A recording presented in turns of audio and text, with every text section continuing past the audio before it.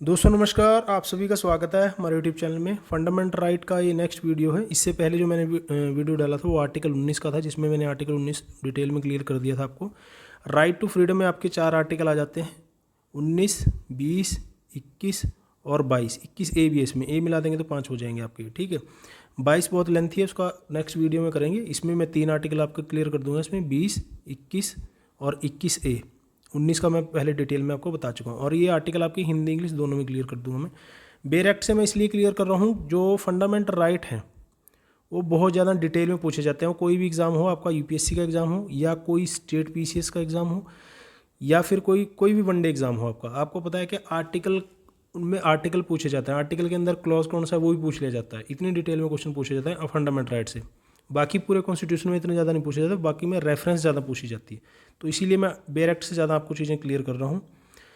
तो आगे बढ़ते हैं। आर्टिकल 19 में क्लियर कर चुका हूँ, आर्टिकल 20 की बात करते हैं। आर्टिकल 20 में क्या है? फंडामेंटल राइट के आर्टिकल 20 में, ठीक है, जिसमें है protection in respect of conviction for offence. English वाले बच्चे इंग्लिश में देख लें, हिंदी वाले हिंदी में देख सकते हैं।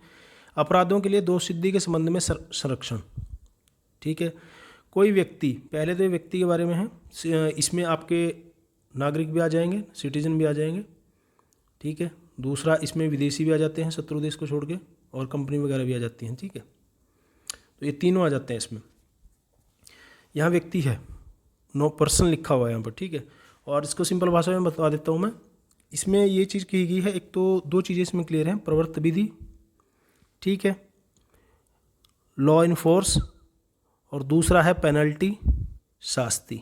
2 चीज़ें आपको इसमें ध्यान रखनी। इसमें ये लिखा गया है कि जब तक आपने कोई ऐसा लॉ जो इस टाइम पर लागू है, वर्तमान समय में अभी जो लागू है, उसके अगेंस्ट आपने कोई काम नहीं किया है, तब तक आपको अपराधी नहीं माना जाएगा, ठीक है।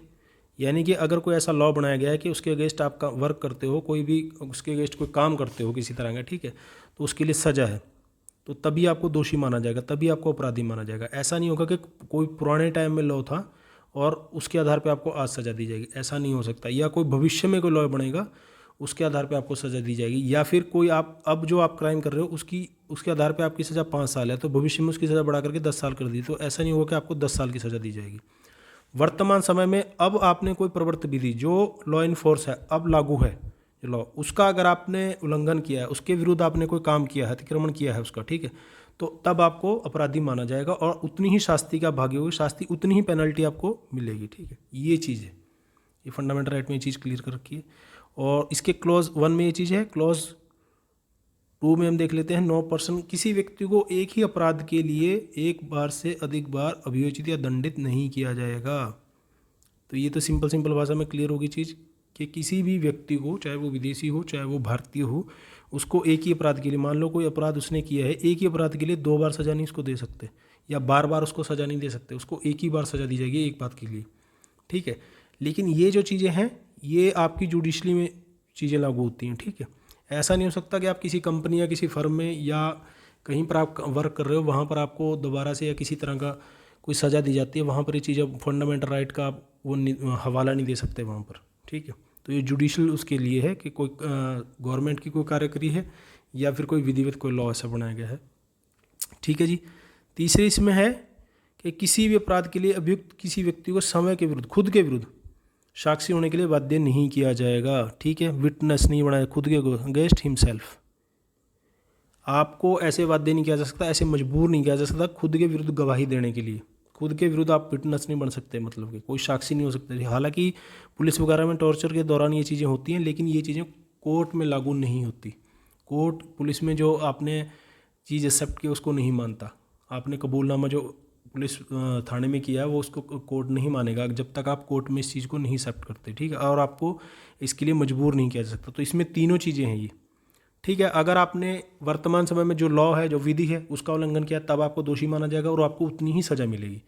दूसरी इसमें चीज़ है कि आपको एक ही अपराध के लिए बार बार सज़ा नहीं दी जा सकती। और तीसरा है खुद के विरुद्ध साक्षी देने के लिए बाध्य नहीं किया जा सकता, खुद के विरुद्ध आप विटनेस नहीं हो सकते। तो इसमें 3 चीज़ें हैं ये मोटा मोटी आर्टिकल 20 में। ये आर्टिकल 20 आपको क्लियर हो गया। आगे है आपका आर्टिकल 21। ये तो यूनिवर्सल आर्टिकल बन गया, इसकी व्याख्या बहुत ज़्यादा हो गई है। कोर्ट ने, सुप्रीम कोर्ट ने। हल पढ़ लेते हैं। Protection of life and personal liberty, इसमें दो चीज़ें हैं देखिए, ठीक है। प्राण एवं दैहिक स्वतंत्रता, शारीरिक स्वतंत्रता जो होती है उसका संरक्षण, किसी व्यक्ति को उसके प्राण एवं दैहिक स्वतंत्रता से विधि द्वारा स्थापित प्रक्रिया के अनुसार ही वंचित किया जाएगा, लॉ बनाकर ही, ठीक है।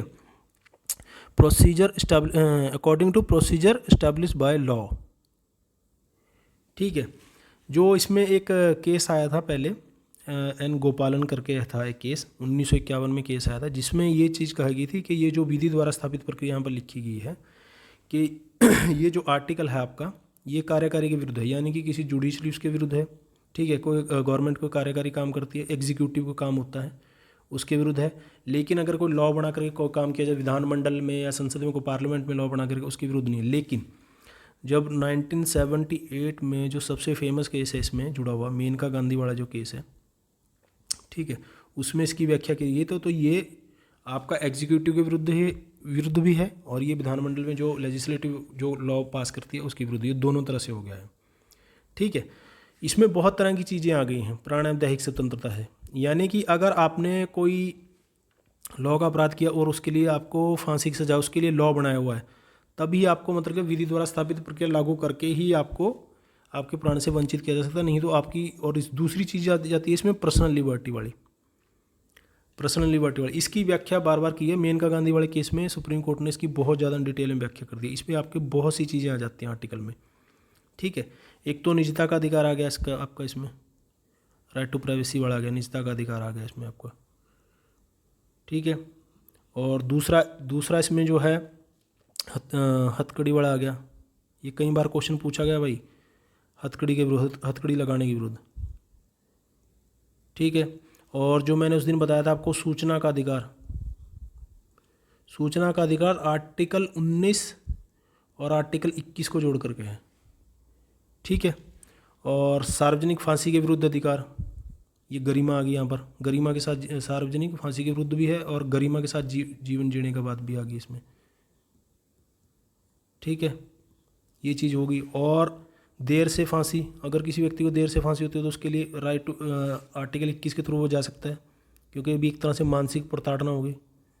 देर से फांसी के विरुद्ध अधिकार आप आर्टिकल 21 आपका वहाँ पर भी लागू होगा, ठीक है। विदेश जाने का, जो मेनका गांधी से जुड़ा हुआ विदेश यात्रा का अधिकार, तो इसकी व्याख्या बहुत सारी होगी, इसमें बहुत सारे वो आ गए। अब तो इसमें यह है कि एक तो आपका इसमें आ गया है कि स्वास्थ्य से जुड़ा हुआ आ गया, ठीक है, स्वच्छ जल का आ गया, पर्यावरण का आ गया, तो ये बहुत ज़्यादा व्याख्या होगी इसकी।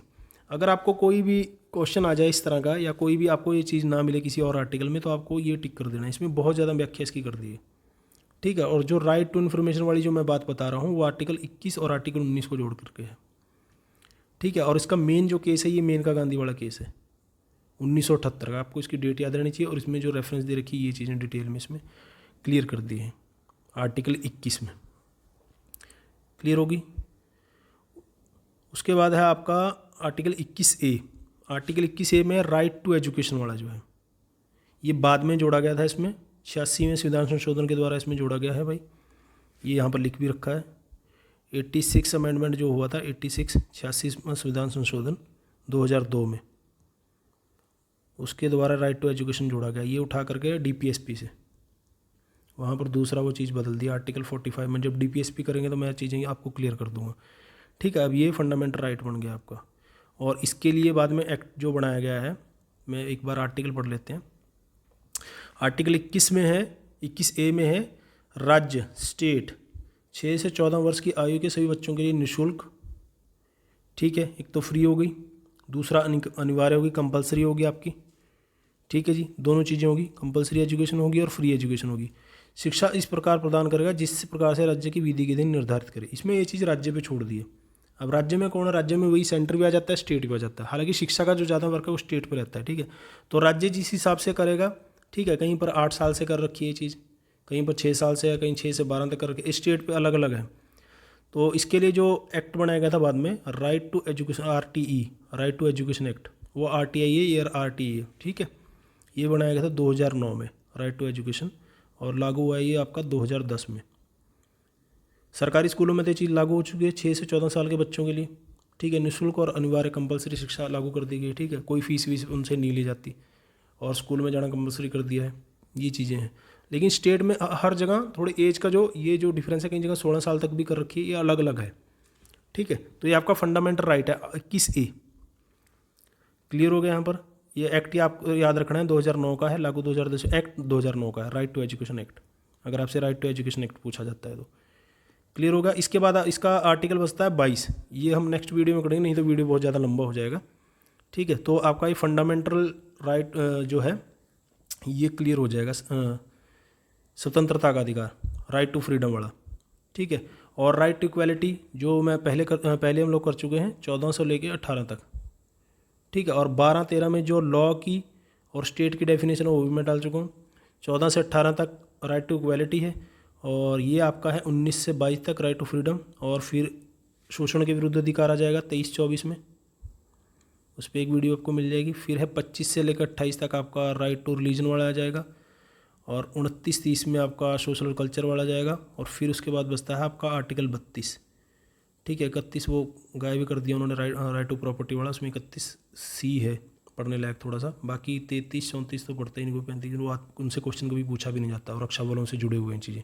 आर्टिकल 32 फिर उसमें बचता है। फिर बाद में इसके क्वेश्चन कर लेंगे, जितने से क्वेश्चन बनेंगे सारे के सारे, जितने रिपीटेड क्वेश्चन है, चाहे वो स्टेट पीसीएस में आए हुए हों, चाहे यूपीएससी में, चाहे किसी वनडे एग्जाम में, सारे के सारे क्वेश्चन इसके कर लेंगे बाद में।